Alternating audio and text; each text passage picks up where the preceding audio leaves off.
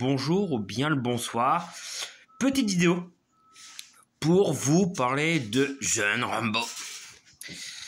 Jeune Rambo et la guerre du Vietnam. Voilà le nom de cette vidéo et l'importance que je voulais en faire pour vous en parler.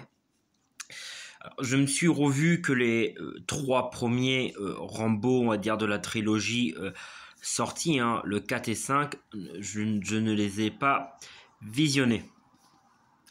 On va commencer par le 1. Jeune Rambo 1, c'est quoi? Ça raconte l'histoire d'un ancien combattant revenu du Vietnam, souffrant de souffrances post-traumatiques et qui va se retrouver dans un monde où lui n'arrive pas à s'adapter. Alors le 1, il est adapté d'un livre qui était sorti avant, livre que je n'ai pas lu, mais j'ai lu quelques passages sur internet. Voilà. Dans le film, on va parler plutôt du film, le premier film où John va se retrouver face à des policiers qui vont le maltraiter et où ses souvenirs traumatisés du Vietnam vont revenir. Il va se faire pourchasser par la police, etc. etc. Ceci va mener à un deuxième volet, Rambo 2, la mission, qui est un peu plus intéressant.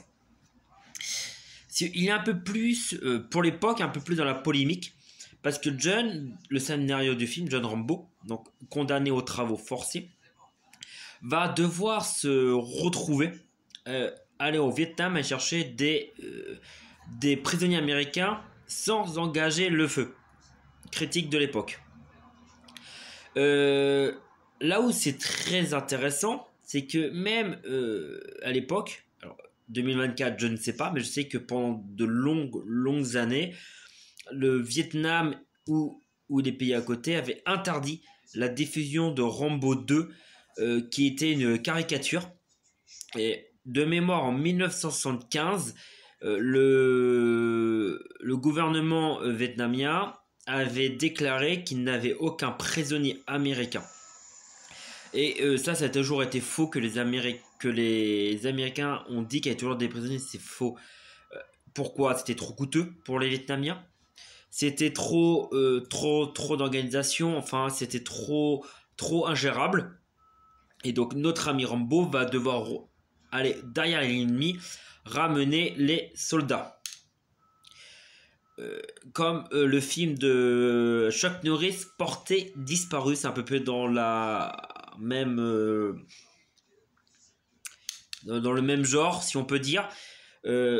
Après le 2, c'est vraiment le contexte très américain, on le sent, les prisonniers vietnamiens, l'éorisme, excusez-moi, de Rambo face à tout ça, voilà. Le troisième Rambo 3, où il s'est mis en retrait dans un monastère en Thaïlande, voilà, où il va devoir chercher son ancien supérieur Trotman, il me semble, dans des mains russes, afghans, voilà, encore un film très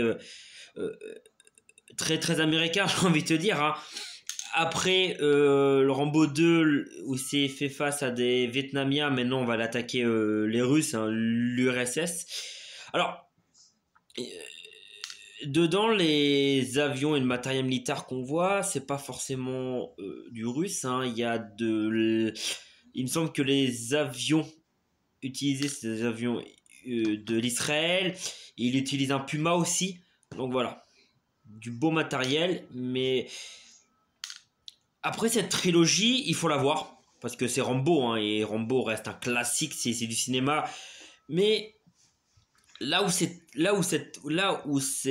intéressant, cette trilogie, c'est que surtout le premier était à la base pour parler des problèmes psychologiques que les soldats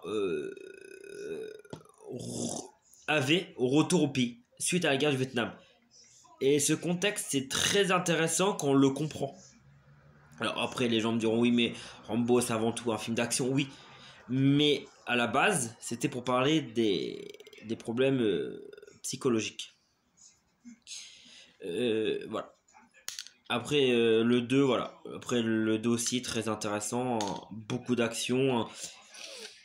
Mais quand on le regarde avec les années, et ça faisait des années que j'avais pas vu cette trilogie, oui, on le sent clairement que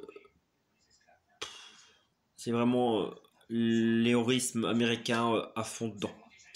Alors, je ne sais pas si je vais revoir le 4 et le 5 parce que j'en ai pas envie. Mais si je vous les regarde, hein, je vous ferai une petite vidéo sur le 4 et le 5. C'est tout pour ma part. Je vous dis à très bientôt et dites-moi ce que vous en pensez. Voilà. À très bientôt. Bonne journée.